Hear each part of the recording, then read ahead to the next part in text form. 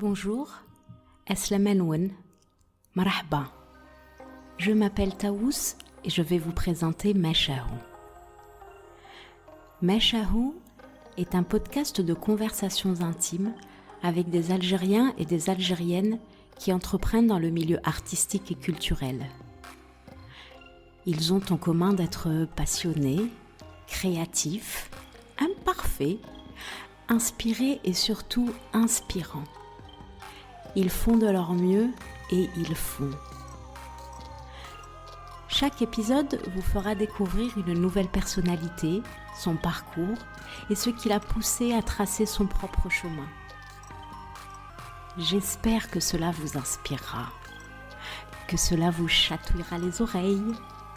En tout cas, j'ai un immense plaisir à partager avec vous ces moments intimes. Meshahou. Meshahou.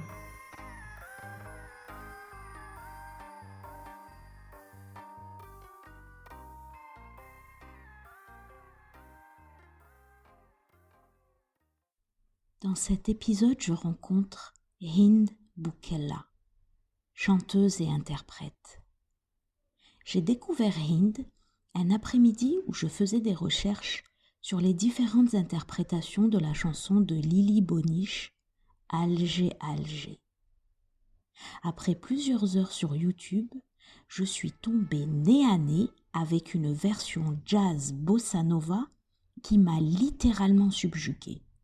Ce rythme, cette voix, ces émotions que je ressentais même à travers un écran m'ont transportée dans un voyage où les frontières entre l'Afrique et l'Amérique latine n'existaient plus.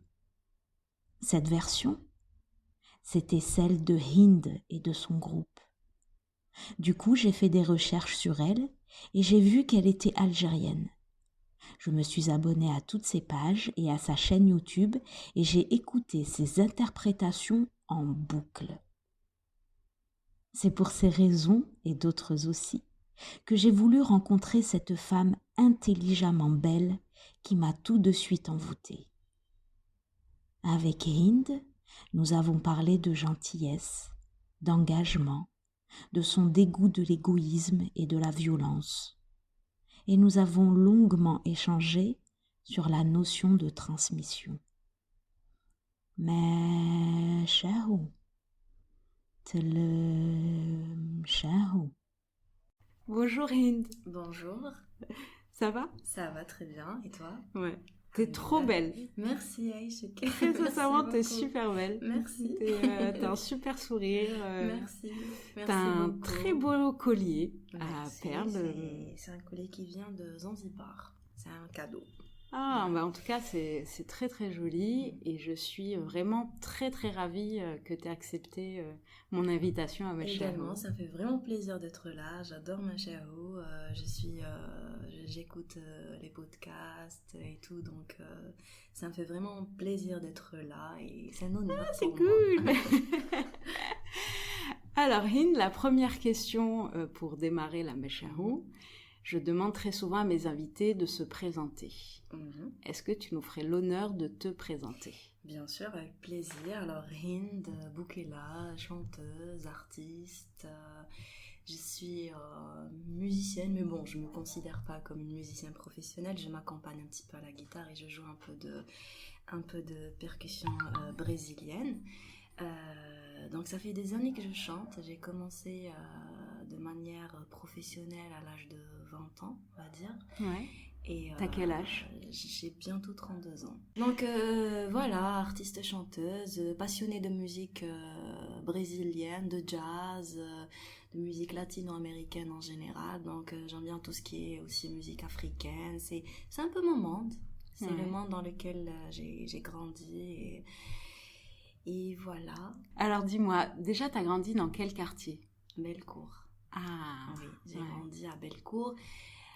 Alors, je suis née ici en Algérie, comme tous les Algériens, et j'ai vécu un petit peu à Tessel El Merja. Oui. Et on a dû quitter, fuir, comme beaucoup d'Algériens à l'époque. On était en pleine décennie noire, donc il fallait que l'on quitte notre maison. Donc on s'est retrouvés à Bellecour, au boulevard des Martyrs. Ici. Et voilà, donc j'ai grandi entre boulevard des Martyrs et Nasser Nounou. Ouais. Voilà, donc plus précisément à la rue d'Arvin, à l'école d'Arvin, avec mes grands-parents. Et ça a été les plus belles années de ma vie. Voilà, parce que j'ai grandi avec mes grands-parents, ma grand-mère, la yarhamha, qui est une maman pour moi. Ouais. Et ça a été les plus belles années de ma vie. Ensuite, ça fait quelques années qu'on s'est installé avec mes parents à Stawali. Donc là aussi, j'ai passé de belles années. Ouais. Voilà. Et du coup, t'étais quel type d'enfant?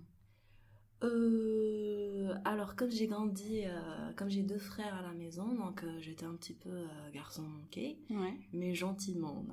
Je faisais pas de bêtises, j'étais tranquille, mais j'aimais bien jouer avec les garçons, j'aimais bien jouer avec mes frères au foot, tout ce qui était activité masculine. Ouais. C'est quoi les activités masculines? C'était le foot, c'était sortir dans la rue, jouer le vélo, faire quelques bêtises comme ça, bouler des bonbons par exemple. Et est-ce que tu jouais à Tchouktchak Maliken? Non, ça par contre, non, ça avec mes frères, non, on jouait pas à ça. On aimait bien les pousses. Les pousses, voilà, les pousses. Et il y avait aussi la toupie, Zarbot. Et puis avec ma grand-mère, je me rappelle comme on aimait le foot parce que mes frères adorent le foot. Ils sont plus âgés que toi, pardon? 2 ans. T'es au milieu. D'écart, je suis au milieu, voilà. Donc on faisait des ballons de foot avec des, je sais pas, avec des sacs de lait. De lait, ouais, bah oui, lait, voilà. Bien sûr. Et à la maison, on faisait ça avec des chaussettes. On ramassait toutes les chaussettes de la maison et on faisait un ballon assez lourd, plota, voilà, avec laquelle on jouait au foot dans l'appartement de mes parents. Voilà. Donc c'était ça, mes jeux favoris. Voilà. Tu t'entends toujours aussi bien avec tes frères? Oui. Ouais, on s'entend à merveille, alhamdoulilah. Ouais. Ils sont cool, ils sont gentils, mes frères. Ils sont ouverts d'esprit. Voilà. Du coup, en tant que fille, tu as été la seule fille qui a grandi parmi tes frères. Comment on te parlait quand tu étais petite?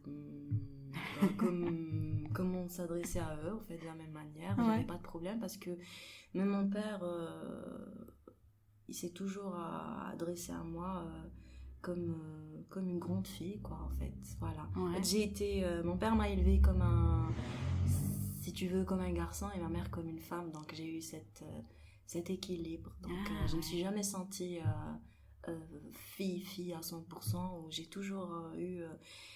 je me suis toujours sentie à l'aise chez moi. Voilà. Il y a jamais eu de différence entre mes frères et moi. Voilà. Donc, c'était sympa. J'estime que j'ai de la chance. Et là, en prenant du recul, étant adulte maintenant, selon toi, c'est quoi les valeurs que tes parents vous ont transmis, et à toi particulièrement? Alors, vraiment beaucoup. D'ailleurs, je remercie infiniment mes parents pour tout ce qu'ils m'ont donné, pour tout ce qu'ils m'ont inculqué. Et aujourd'hui, je me rends compte que, en tant que femme, je suis épanouie. On m'a appris à partager, on m'a appris à comprendre l'autre, à aimer ses frères.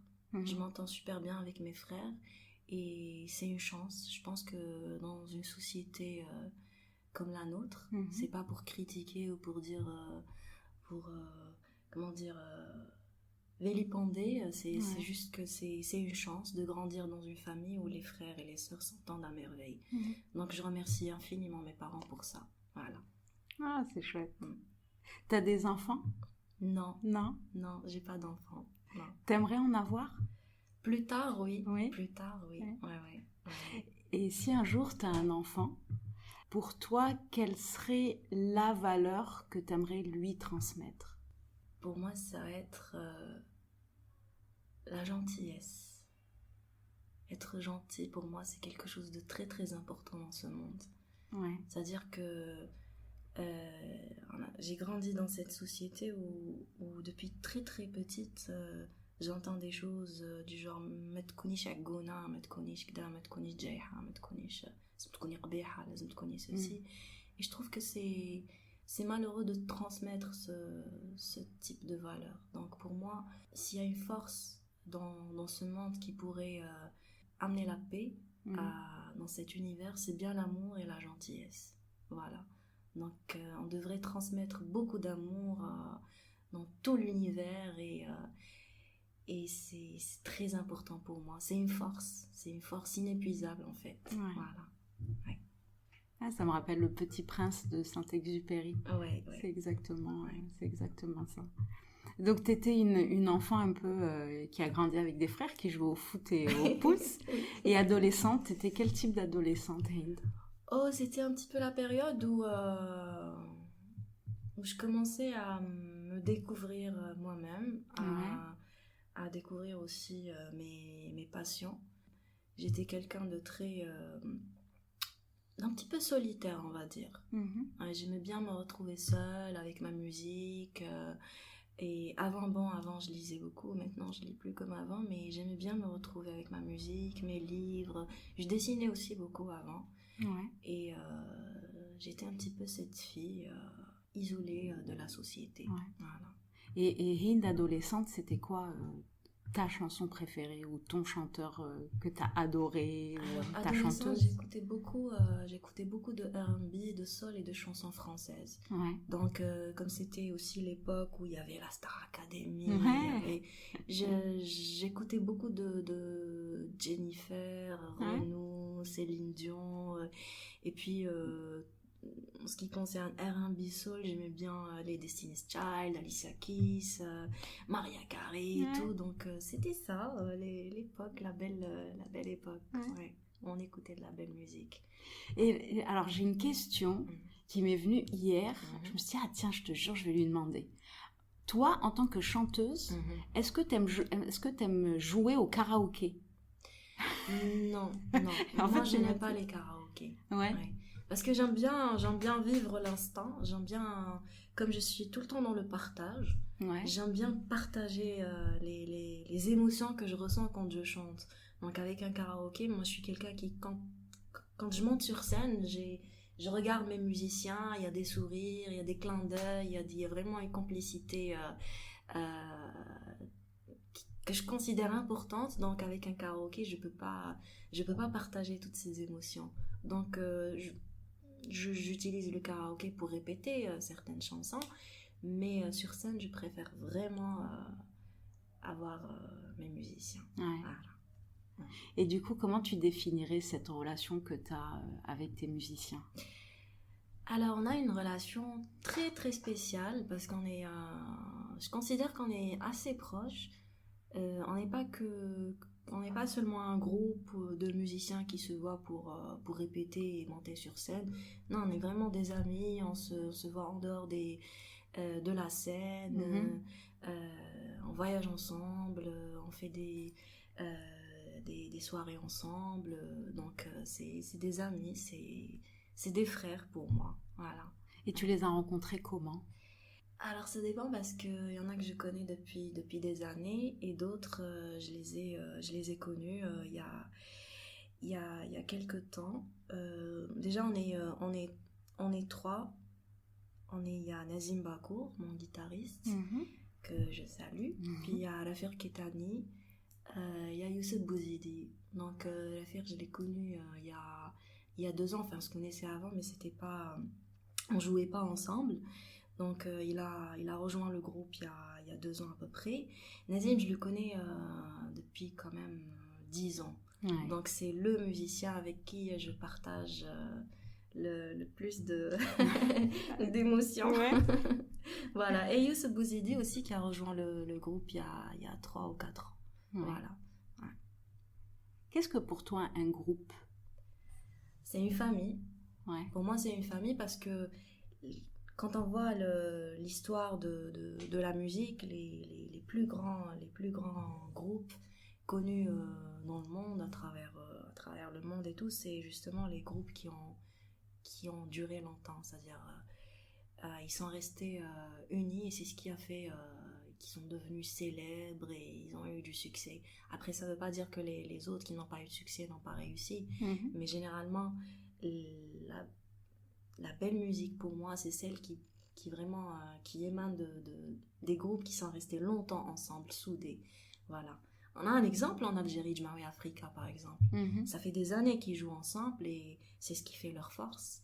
Les Beatles et beaucoup d'autres groupes. Hein. T'écoutes quoi en ce moment? Alors en ce moment, comme je suis partie récemment au sud, et j'ai découvert, j'ai connu des musiciens et j'ai découvert des styles que je ne connaissais pas avant. Donc j'écoute en ce moment beaucoup de musique africaine, la kora surtout. Donc je mets une playlist sur Spotify et le soir je voyage en écoutant la kora et tout. Et puis aussi j'ai découvert un petit peu la musique marocaine, des chansons à texte que j'écoute en ce moment énormément. Et aussi je suis sur un autre délire, j'écoute du Mayra Andrade, j'écoute aussi Mélodie Gardot, j'aime beaucoup Mélodie Gardot, et voilà. Une belle chanson pour toi, c'est la musique avant le texte ou le texte avant la musique? Alors tout dépend parce que j'accorde de l'importance aux deux. J'écoute beaucoup de musique instrumentale et quand on écoute de la musique instrumentale, on peut écouter un texte même s'il n'y a pas de texte derrière. Donc la musique est très très importante. On ne peut pas jouer pour jouer, même peut-être qu'on a l'habitude d'écouter des chansons à texte. Après quand on approfondit nos connaissances en musique et tout, on se rend compte que même le guitariste ou le bassiste qui est en train de jouer, il est en train de raconter quelque chose. Donc pour moi, les deux sont importants. Les textes et la musique, c'est quelque chose de très très important. Tout dépend de ce que dégage l'artiste, ce que veut dire et le message qu'il veut transmettre ou tout simplement l'histoire qu'il veut raconter. On peut être touché comme on peut ne pas l'être. Voilà. Et c'est quoi les histoires qui t'émeuvent, toi, en tant que chanteuse et interprète, parce que tu as interprété pas mal de chansons? Alors là, ça va être un petit peu difficile parce que quand je suis quelqu'un qui a beaucoup d'empathie, en fait, je peux tout ressentir et tout peut me toucher, et même si c'est une petite mélodie. Après, c'est vrai que j'aime beaucoup les histoires, les chansons d'amour. J'adore. J'aime beaucoup aussi la musique engagée. J'adore ça et ça. Je donne beaucoup d'importance. J'apprécie les artistes engagés parce que je considère que c'est des personnes qui peut-être ressentent la douleur de ce monde et ils essaient à chaque fois de transmettre des messages à travers leurs chansons. Donc j'aime beaucoup ces deux-là, ces styles-là. Est-ce que pour toi, l'art, ou en tout cas l'artiste, doit être engagé? Oui, nous devons tous l'être, en fait. Même si on n'est pas artiste, nous devons tous avoir cet engagement envers nous-mêmes, envers notre famille, envers la société. Nous ne pouvons pas nous contenter de vivre sur cette terre juste pour vivre. C'est vrai que c'est bien de profiter de la vie, mais aussi c'est bien de dire les choses quand il faut dire certaines choses. Donc l'engagement est pour moi quelque chose de primordial dans cette société. S'engager, toutes les manières, toutes les façons sont bonnes. On peut s'engager en racontant des histoires, en organisant des ateliers de dessin pour enfants ou tout simplement en donnant des livres. Tout ça pour moi c'est de l'engagement. Il faut participer à l'évolution des choses et c'est ça l'engagement pour moi. Voilà. Ouais. Et du coup pour toi, quelle est la place de l'art dans l'évolution d'une société? C'est le pilier de la société. On ne peut pas évoluer sans art, sans culture. C'est impossible. Je pense que en tant qu'Algérienne, j'ai vécu la décennie noire. Pour moi, comme l'amour, en fait, comme je l'ai dit tout à l'heure, comme l'amour, la culture aussi, c'est une arme. C'est une arme de paix. On ne peut pas vivre sans culture, on ne peut pas vivre sans musique, sans livres, sans sans tableau, c'est impossible. Si toutes ces choses-là disparaissent, ben ça va créer le chaos, et on l'a vu dans pas mal de sociétés extrémistes, fanatiques. C'est des sociétés qui sombrent parce qu'ils ont, pour moi, écarté un pilier de la société qui est la culture et l'art. Donc c'est très très important. Ouais. Donc ta rencontre avec la musique, tu disais que c'était le début de ton adolescence, en tout cas de ta passion. Mm-hmm. Comment tu as su que tu voulais faire ce métier-là, chanteuse-interprète? J'ai commencé à chanter très très petite. Je crois que je suis née Chanteuse. Chanteuse, oui. Et quand j'étais au CM déjà, je savais que je voulais devenir chanteuse. J'étais pas sûre de moi, mais je n'arrivais pas à me projeter autrement. Voilà. Pour moi, je me voyais, quand je voyais à l'horizon, c'était pour moi Maryam chanteuse. Finalement, sans le vouloir, je le suis devenue sans vraiment le vouloir. C'était pas intentionnel. Tu t'appelles Hind ou tu t'appelles Maryam? Je m'appelle Maryam Hind, mais Hind, c'est mon nom d'artiste. D'accord. Voilà. Ok. Ouais. Tout le monde m'appelle Maryam, mais comme j'aime beaucoup Hind, et je trouvais injuste que l'on m'appelle pas Hind, je me suis dit pourquoi ne pas utiliser ce prénom pour justement ma carrière. Ouais. Et c'est comme ça que t'as choisi. Les gens ont commencé à m'appeler Hind. Ouais. Et quand est-ce que pour toi, la fusion Hind et Maryam se sont réellement rencontrées? Bah toujours. Ouais. Ouais, toujours. Ça a toujours été là. Pour moi, Maryam ou Hind, c'est moi. C'est tout simplement moi. Si tu devais être une émotion, ça serait laquelle? Oh. Si tout toi, Maryam, Hind, ensemble, était une émotion? Je pense que la joie. Ouais. Oui, la joie. Je sais pas pourquoi, mais la joie, tout simplement. Quelle est la chose qui te débecte le plus? Qui me débecte? Ouais, qui t'horripile, qui est vraiment berk, quoi. Certains comportements humains. J'aime pas l'égoïsme. J'aime pas l'égoïsme. Je déteste ça. C'est quelque chose qui me fout en rogne. Ouais. Je ne supporte pas l'égoïsme. Ouais. C'est la seule chose. Je supporte pas aussi la violence. Je ne supporte pas la violence. L'égoïsme, la violence, ça je ne le supporte pas chez l'être humain. Et dans la violence, tu mets, je présume, la violence verbale et la violence non verbale, ou ouais. Tout ce qui peut englober la violence. Tout ça, je ne le supporte pas. Ouais. Il n'y a aucune raison de l'être. Voilà.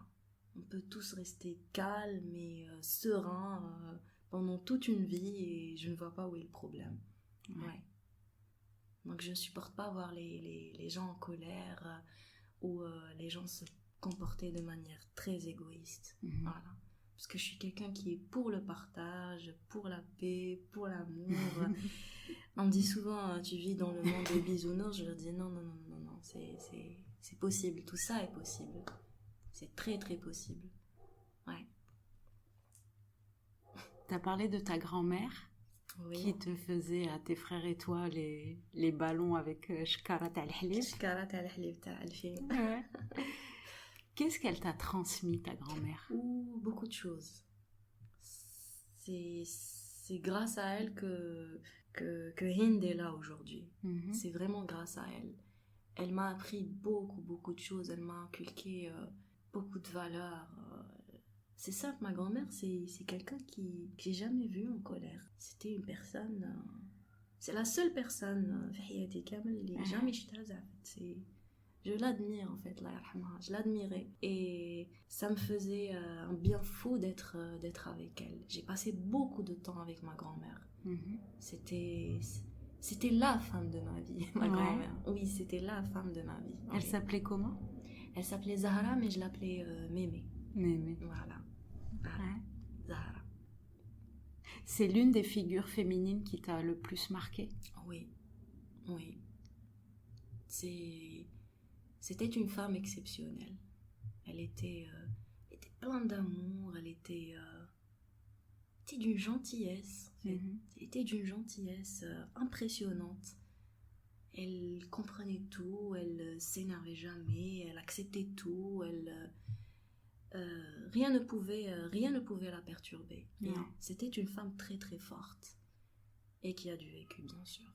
C'est une femme kabyle qui a du vécu. Oui, parce que la femme kabyle, elle a souffert, la femme kabyle. Enfin, comme toutes les femmes qui ont vécu dans les montagnes, hein. Pas que les femmes kabyles, bien sûr. Ouais. Mais ces femmes-là, moi, je les admire.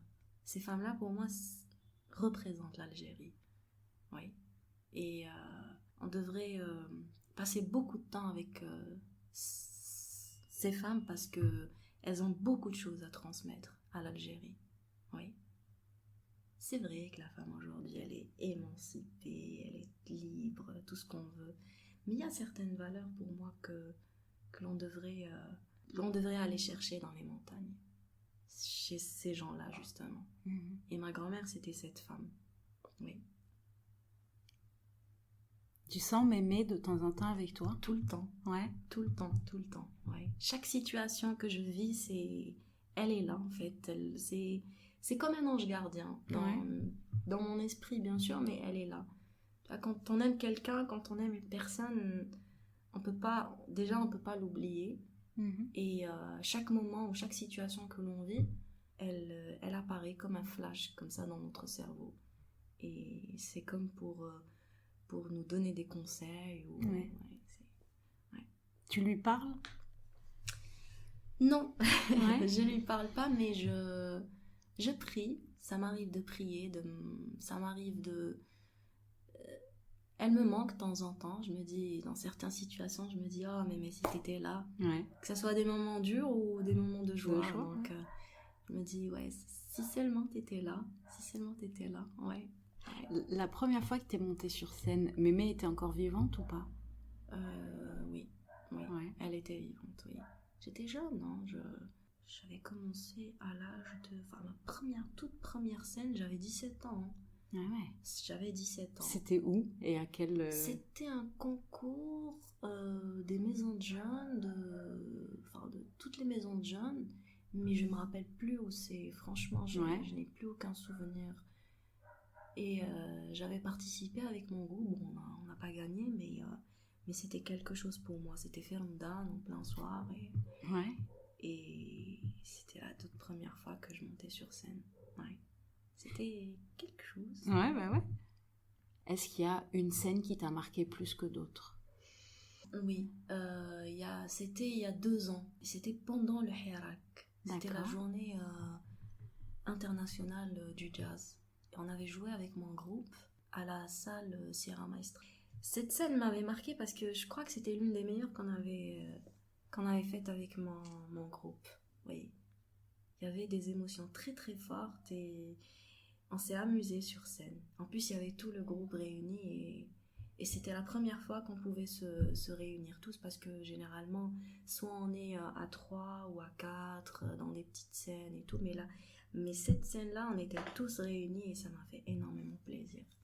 Et tu penses que c'est dû à l'ambiance du Hirak ou ça n'a rien à voir? Non, parce qu'avant de monter sur scène, on avait très très peur. Personnellement, j'avais peur qu'il se passe quelque chose, parce que c'était vraiment le début du Hirak. Et finalement, ça s'est très très bien passé. Les gens sont venus nous remercier à la fin, et c'était quelque chose de nouveau pour eux. Donc, ils ont découvert un groupe, Hind, parce que c'est pas tout le monde qui me connaît. Et le style que je chantais, je me souviens, les avait vraiment impressionnés et marqués. Ouais. Donc c'est l'une des plus belles scènes de ma vie. J'espère qu'il y en aura d'autres. Oui, il y en aura d'autres. C'est clair qu'il y en aura d'autres. Après, il y a une deuxième. C'était juste après, c'était en 2019, où on avait fait une résidence avec le British Council et avec une guitariste qui s'appelle Shirley Tété. Et je me souviens, c'était la première fois que je montais sur scène seule avec ma guitare. Et c'était à la salle Ibn Zaydoun. Il fallait que je joue un morceau. C'était un véritable challenge pour moi. La salle Ibn Zaydoun, c'est la salle qui me fait le plus flipper. Ah ouais? Ah oui, oui, oui. Pour moi, c'est... Ibn Zaydoun, c'est quelque chose. Ouais. Oui. Déjà, c'est une belle salle. J'ai vu plein d'artistes du monde entier là-bas. Et pour moi, me retrouver sur la même scène, wow, seule avec ma guitare, c'était... Et t'avais chanté quoi? T'avais fait quel style de musique? J'avais interprété How Insensitive de Tom Jobim. Ouais.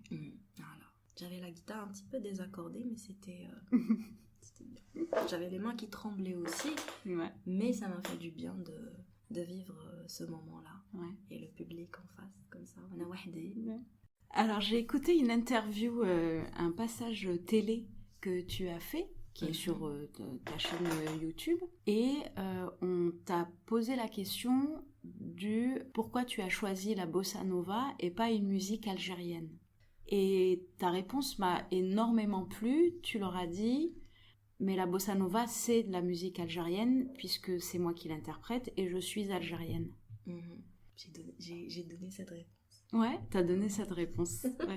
T'as dit, si, c'est algérien, puisque moi, je suis algérienne. Oui. Donc, c'est algérien. Et j'ai trouvé ça très, très beau, puisque du moment où on touche quelque chose, on l'approprie avec notre culture, avec notre mémoire, notre histoire. 1, 2, 3, 1, 2, 3, 1.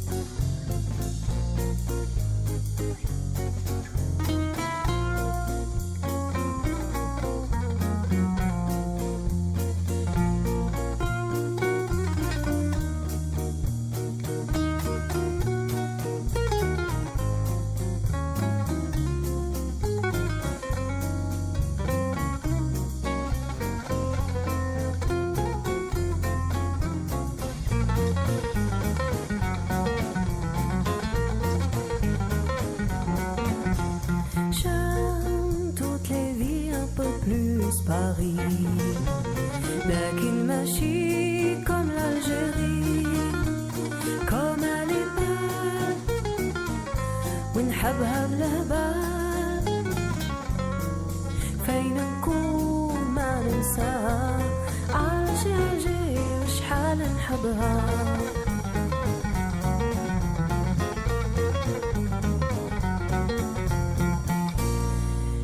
كي يكون بعيد نتفكرك ولا بلانش,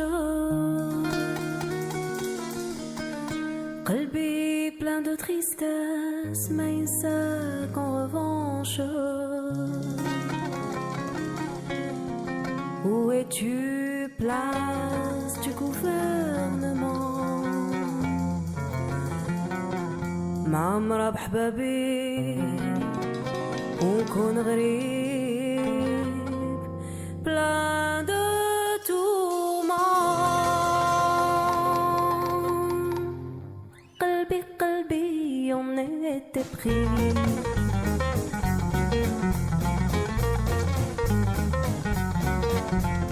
J'aime toutes les villes, un peu plus Paris, لكن ماشي comme l'Algérie, comme elle est belle ونحبها بالهبال, فين نكون ما ننساها, عاجي وشحال نحبها.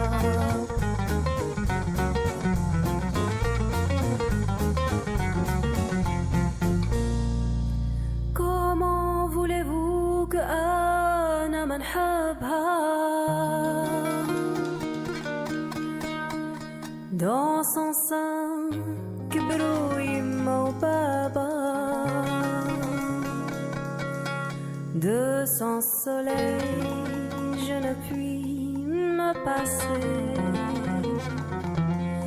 depuis mon enfance نجري dans ses rues sans me lasser.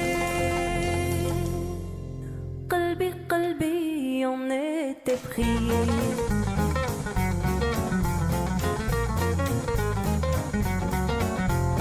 J'aime toutes les villes, un peu plus Paris, لكن ماشي comme l'Algérie,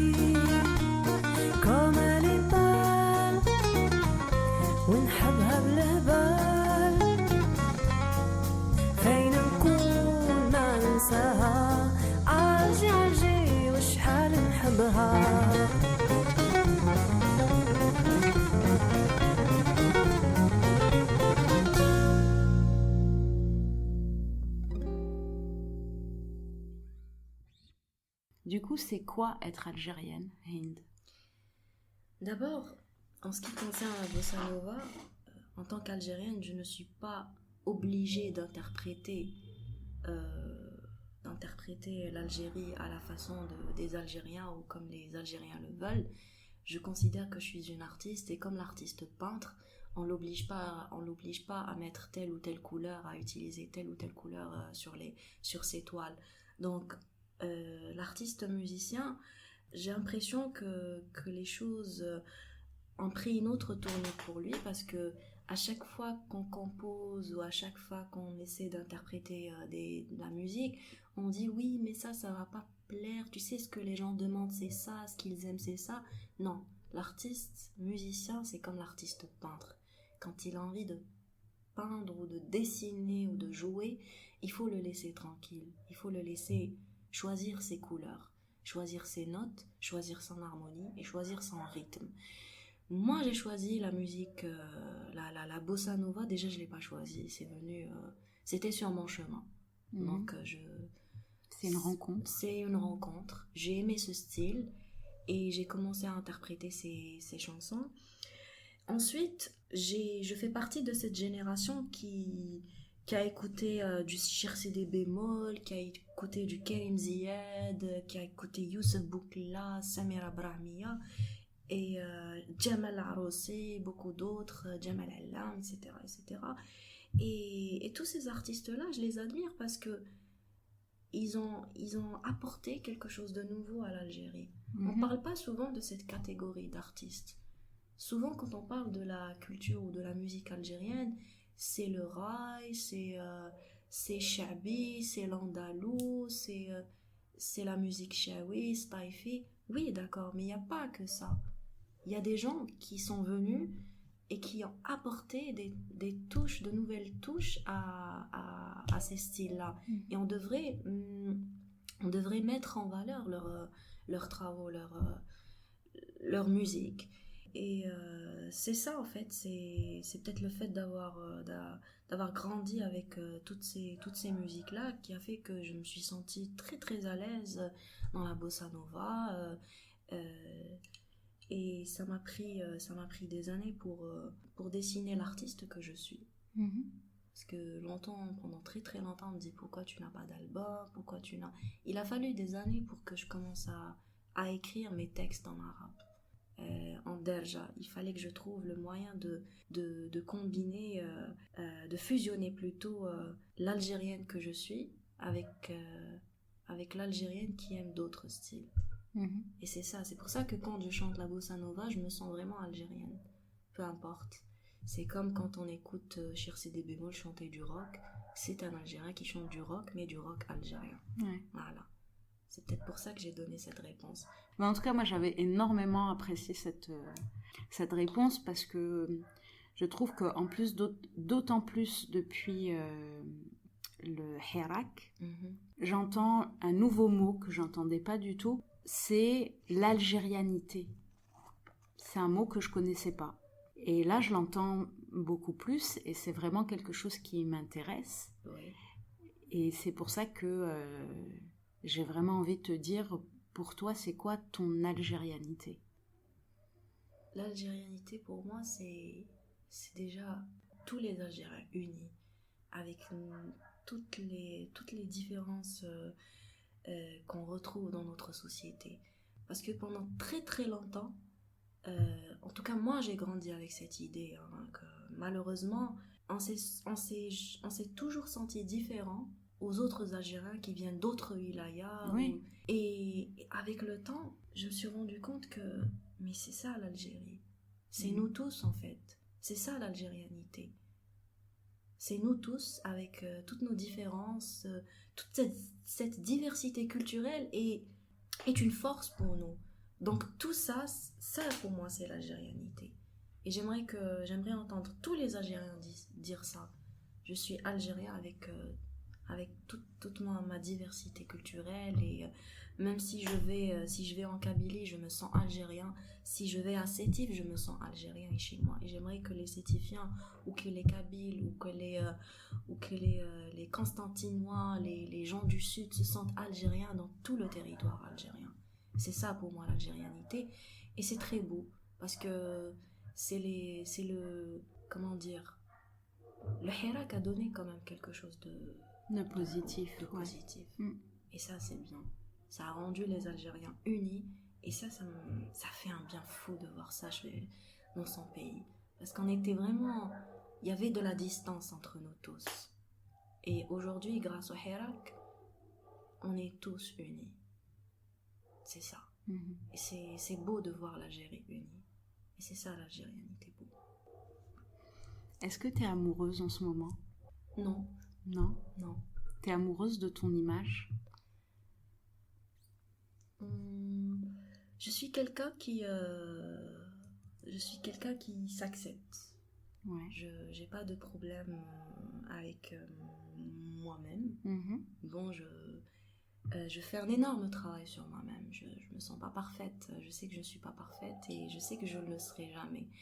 Mais je suis de ceux qui pensent qu'on est tout le temps en évolution constante. C'est-à-dire en apprentissage aussi constant. Je suis peut-être pas amoureuse de moi-même, mais je suis amoureuse de ce que j'ai été pendant toute ma vie. C'est-à-dire je ne regrette absolument rien. Même avec tous mes défauts et toutes mes qualités, je suis consciente de tout ça. Et chaque être humain, même si on ne le dit pas, mais on est tous conscients de ce qu'on est au fond. On l'est tous. Donc, on doit apprendre à s'accepter et aussi à ne pas être dur avec soi-même. Donc aujourd'hui, je suis heureuse comme je suis. Voilà. Il y a des petites choses comme ça à rectifier, bien sûr. Il y a un énorme travail à faire. Hein. Ouais. Et du coup, tu es née ou tu es devenue femme? Je suis née femme. Moi, je suis née femme. Je me suis toujours sentie femme et libre. Ouais. Oui. C'est quoi être une femme pour toi? Pour moi, être une femme, c'est être ce que l'on veut être. C'est ça pour moi, être une femme. C'est-à-dire que on a beau nous inculquer certaines valeurs ou nous manipuler par rapport à ça, je pense que chaque femme devrait être ce qu'elle a envie d'être. C'est ça pour moi, être une femme. Il ne faut pas laisser les barrières de la société nous détruire ou nous empêcher d'avancer. Il faut être ce que l'on a envie d'être. Voilà. C'est dur, c'est pas facile, j'avoue, mais c'est le plus important. Après, on peut choisir d'être libre ou de ne pas l'être, hein. Mais l'essentiel, c'est de prendre le chemin qu'on a envie de prendre et de se battre pour ça. Et c'est ça la liberté pour toi? C'est de prendre le chemin qu'on a envie de prendre? Oui, ouais. Pour moi c'est ça la liberté. À condition que l'on soit honnête, c'est le plus important pour moi. Que ce soit pour l'homme ou pour la femme, hein, c'est pareil. Hein. Donc voilà, et je suis pour l'égalité. L'égalité de quoi? De l'homme et de la femme. Et de la femme, ouais. La dernière fois que tu as pleuré, c'était quand? Honnêtement, c'était il y a à peu près 15 jours, 20 jours. J'étais au sud. Ouais. On peut pas ne pas pleurer quand on va au sud. C'est impossible. T'étais dans quelle ville? J'étais à Territ. Ouais. Quand on se retrouve seul, au milieu des dunes, et tu sais, t'as tout ce silence qu'il y a au sud, ça apporte une paix intérieure qui nous pousse, qui nous force à verser des larmes. Oui, et ça fait du bien de pleurer. Oui. Et c'était des larmes de quoi? Oh, c'était un mélange de beaucoup de choses. De beaucoup de choses, oui. C'était un mélange de beaucoup de choses. De joie, de tristesse. Oui, il y a beaucoup de tristesse. Et aussi de peur. Oui. parce qu'on vit dans la peur. Moi, j'avoue que j'ai tout le temps peur de ce qui va se passer, même si je fais de mon mieux pour vivre le présent et je l'assume. Mais il y a toujours une partie en nous, à cacher à l'intérieur, au plus profond de nous-mêmes, qui a peur. Et c'est humain d'avoir peur. Oui. Et du coup, c'est quoi ta plus grande peur? Ma plus grande peur, c'est de ne pas pouvoir peut-être réaliser mes projets ou mes rêves. Voilà. Ouais. Même si je sais qu'au fond, tout est possible, mais il y a toujours un petit pourcentage comme ça qui... c'est-à-dire d'arriver à un certain âge et de me dire, j'aurais dû, tu vois, j'aurais dû faire ça. Donc c'est pas que dans le côté professionnel, quand tu parles de tes rêves et que...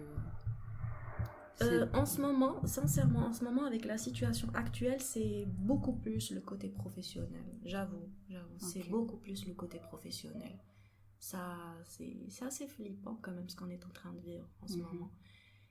Et voilà, j'y pense tout le temps, je réfléchis tout le temps à ça. Là, on vient de passer quand même à peu près une année confinée, ou quelques mois confinés, avec une situation de pandémie qui est extraordinaire, dans le sens où c'est vraiment pas ordinaire. Qu'est-ce que cette période-là t'a apporté, en bien ou en moins bien? Beaucoup de choses, déjà, énormément de choses. Ma vie a complètement changé. C'est comme ouvrir un autre chapitre. C'est difficile à expliquer, mais comme beaucoup de personnes, il y a eu un changement majeur dans ma vie. Mais ça m'a apporté énormément de choses positives. Ça m'a permis de me retirer un petit peu, de me concentrer sur moi-même, et puis de revoir les choses, de revoir ma vision des choses. Et aujourd'hui, j'arrive à interpréter mieux la vie, si tu veux. À mieux interpréter les choses, je me suis calmée, je me suis beaucoup calmée.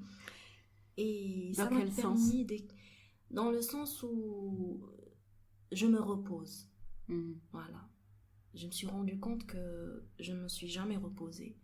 J'ai rarement eu des vacances. Et la pandémie m'a vraiment forcée à prendre des vacances. Ça y est, tu te calmes, tu dois dormir, tu dois lâcher prise, ça y est, c'est ton tour de te reposer, repose-toi. Et je me suis beaucoup reposée, voilà. Même si je ne travaille pas, malheureusement, il n'y a plus d'activité artistique. Mais au début, ça a été difficile parce que quand on vit de ça, on se dit mais qu'est-ce qui nous attend? Comment on va faire? Mais finalement, alhamdoulilah, ça m'a permis de passer du temps avec ma famille, avec mes amis. Ça m'a permis aussi de me concentrer sur mon projet d'album. Je suis en train d'écrire en ce moment, de faire un énorme travail de recherche sur les textes et tout. Et voilà, que du positif finalement, que du positif. J'ai fait beaucoup de sport. Ah, ça c'est chouette. Et ça fait du bien pour le moral. Tu sais, on était vraiment dans un rythme infernal. On se disait tout le temps, je dois faire ça, mais finalement on faisait rien. On faisait que courir quotidiennement pour des choses vraiment inutiles. Et c'est... Qui la pandémie. La petite tariha. Ah, tariha mliha, oui. C'est-à-dire là, on est vraiment qui me colle كلنا سواسية. Voilà. Avec la pandémie, on est quoi? Qui on est? Qu'est-ce qu'on a fait? Une bonne leçon d'humilité. Une bonne leçon d'humilité. Ouais. Voilà.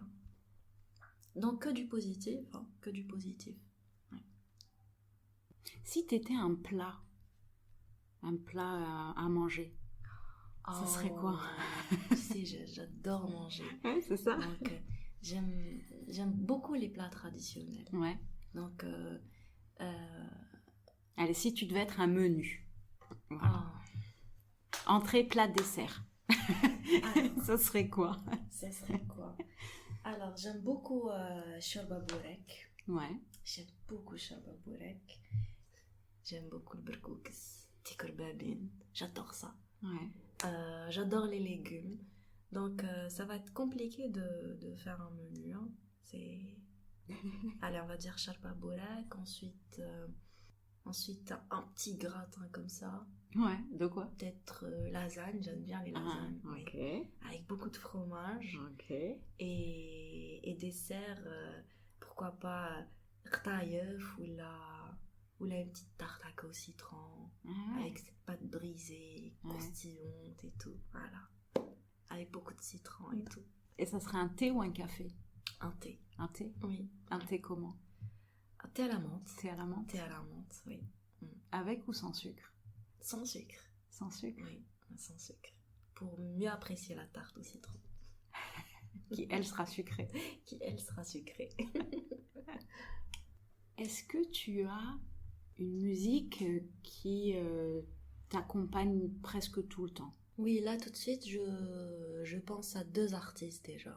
Ouais. Norah Jones et Mélodie Gardot. Norah Jones, je l'écoute depuis mon plus jeune âge. Hein. Et il y a un album que j'apprécie énormément, c'est Feels Like Home. D'où le fameux titre Don't Know Why et tout.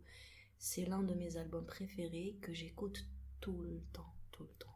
Mélodie Gardot, c'était... j'ai découvert cet artiste il y a quelques années et depuis, j'arrête pas d'écouter. C'est une musique qui me procure... je sais pas comment décrire ça, mais je les écoute tout le temps, je sais pas pourquoi. En fait, quand je sais pas quoi écouter, c'est automatiquement Norah Jones ou Mélodie Gardot. Voilà. Ouais. Mais tu sais, Taos, comme nous, les musiciens, on est tout le temps dans la recherche. C'est-à-dire, on écoute beaucoup de musique.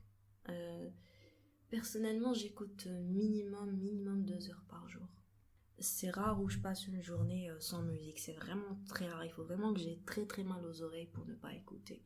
Donc il y a tout le temps la musique. Elle est toujours présente dans ma vie. Toujours.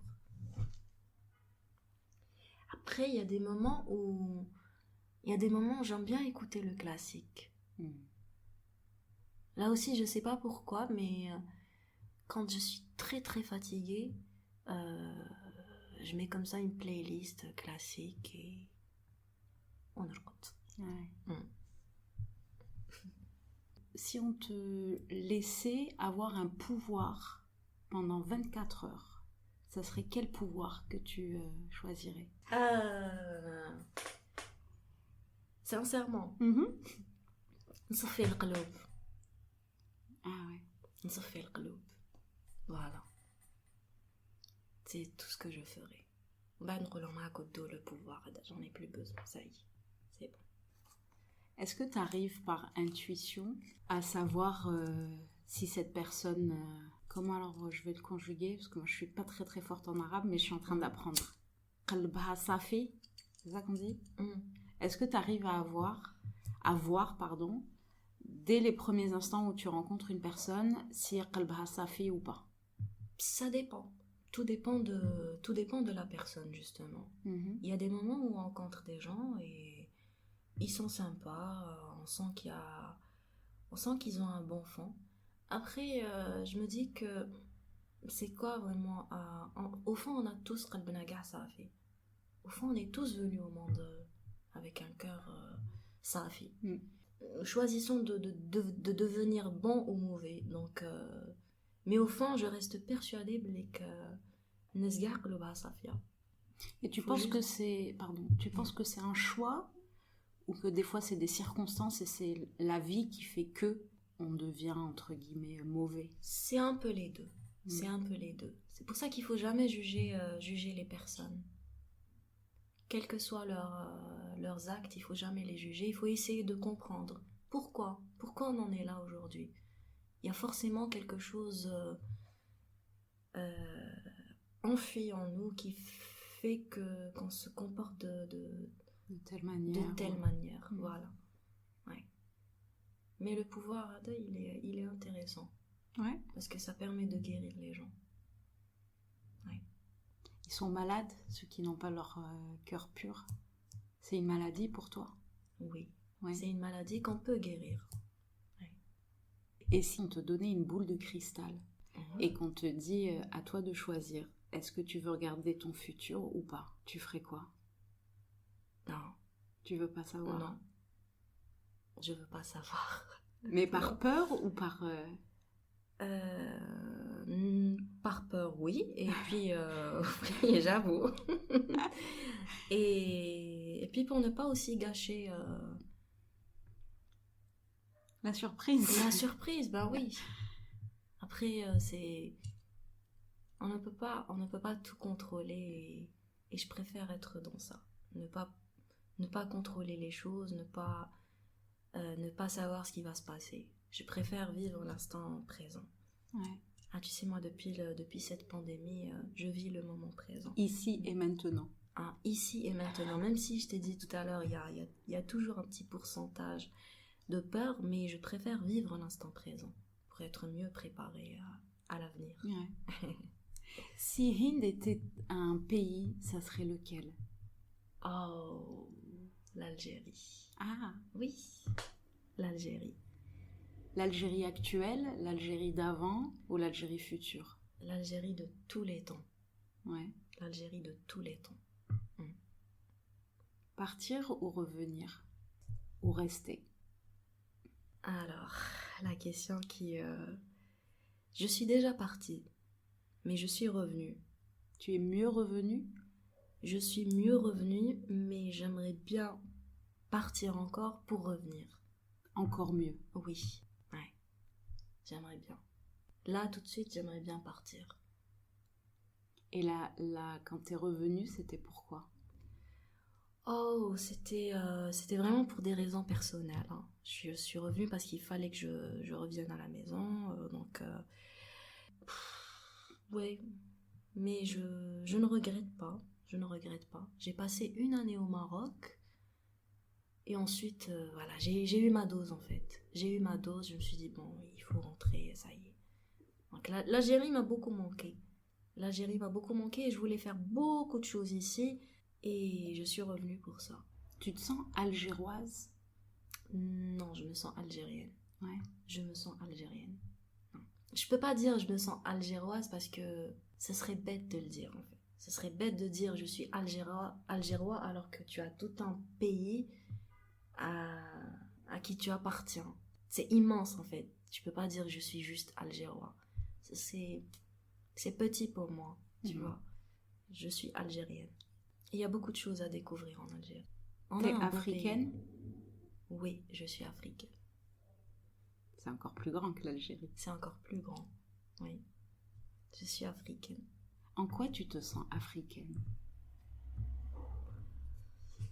Je trouve que notre génération, et même la génération un peu plus jeune que nous, ces dernières années, que je ne connaissais pas avant, cette génération d'Algériens revendique notre africanité. Ça aussi, c'est un nouveau mot que j'ai appris.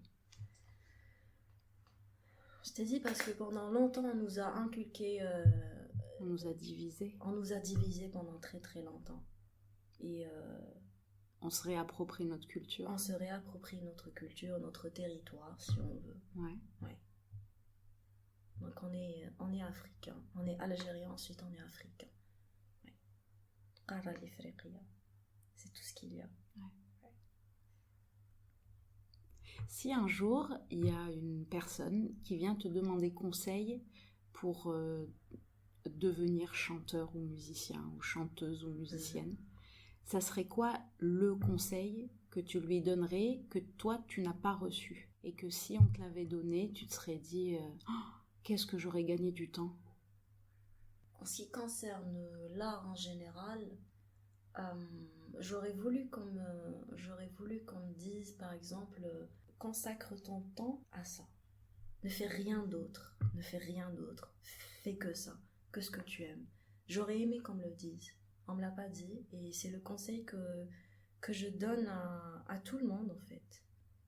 Quand quelqu'un me dit moi j'aime dessiner, je lui dis dessine. Ne t'arrête jamais, dessine. Tu dors avec ça et tu te réveilles avec ça. Ça c'est important aussi. De vivre sa passion, de mettre tout de côté et de consacrer son temps à sa passion. Parce qu'il n'y a que comme ça que l'être humain puisse évoluer. Quelle est la chose qu'on pourrait te souhaiter, Hind? La chose qu'on pourrait me souhaiter, beaucoup de scènes et beaucoup d'albums. Les 2 dernières questions qui sont un rituel à Meshahu que je pose. Oui. La première, c'est quelles sont ou quelle est là ou les personnes que tu aimerais écouter à Meshahu? J'aimerais écouter Mehdi Hachid à Meshahu. Et la dernière question, c'est qu'est-ce que pour toi Meshahu? Oh, c'est un conte. Tu sais que moi j'ai grandi avec ma grand-mère et j'ai connu cette culture des contes. Ma grand-mère nous racontait des histoires qui duraient des semaines. On était un peu turbulents, moi et mes frères. Et du coup, chaque après-midi, et on était émerveillés. Elle nous racontait des histoires. On était là comme 3 petits anges qui regardaient, qui écoutaient attentivement. Et chaque fin d'histoire, elle nous disait « Je vous raconterai la suite demain, mais si vous restez tranquille. » Nos grands-mères, c'est l'ancêtre de Netflix, en fait. Grave. Et ça m'impressionne parce que à l'époque, je me disais, mais comment elle arrivait à retenir toutes ces histoires? Je suis sûre qu'il y avait de l'improvisation, hein, mais c'était tellement bien fait. Et si j'avais eu la possibilité à l'époque d'enregistrer toutes ces histoires, je l'aurais fait. Ouais. J'ai grandi avec ça. Donc Meshahu, c'est vraiment un conte humain, un conte, une expérience humaine. Oui, un partage, beaucoup de spontanéité. C'est ça Meshahu pour moi. Beaucoup de spontanéité, beaucoup de sincérité et beaucoup d'amour. Et toujours l'amour, Merci beaucoup, Hind. Merci à toi. C'était un pur moment de plaisir. Kiff. À bientôt. À très vite. Merci à notre invitée d'être venue nous raconter sa Meshahu. Pour la suivre et prendre contact avec elle, nous vous avons mis toutes les informations dans le descriptif de ce podcast. Si vous avez aimé cet épisode de Meshahu, n'hésitez pas à vous abonner pour recevoir les prochains épisodes dès leur diffusion. Vous pouvez aussi nous aider à faire connaître Meshahu en parlant autour de vous et en laissant une note ou un commentaire sur l'application de votre choix. Si vous voulez prolonger la discussion, poser des questions, nous suggérer des invités, vous pouvez nous écrire sur les réseaux sociaux, par mail et sur notre site internet. Merci à vous d'avoir pris le temps d'écouter Meshahu et à très bientôt.